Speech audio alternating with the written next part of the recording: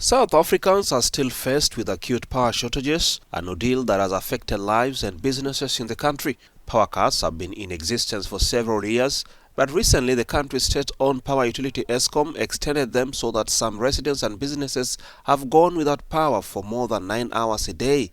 Some businesses are now finding it difficult to cope. Load shedding has been quite ridiculous, actually, to be honest, because every time there's an outage, we have to sort of run at the back for the generator that we're currently using, and we have to try and sustain at least one client at a time, because you find that we have more than one client and we're unable to service them all because we can only use one station at that particular time for the client. Load shedding has really made it difficult for several struggling families and even institutions that handle a huge number of people like schools. Power cuts are now proving to be hectic and even expensive in the long run. Just imagine that a child whose parent can only afford $25 a month, and we cater for about 40 children here.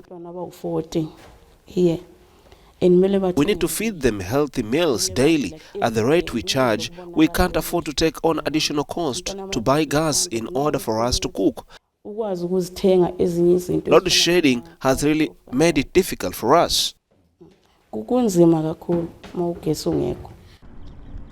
South Africa mines coal and relies heavily on coal-fired plants, which causes noticeable air pollution. The country is looking to increase power production from solar and other renewable sources. Until we have a significant, substantial amount of extra generation put onto the grid generators, we will continue to be at risk of load shedding at any stage. The question then is just how bad will the load shedding be?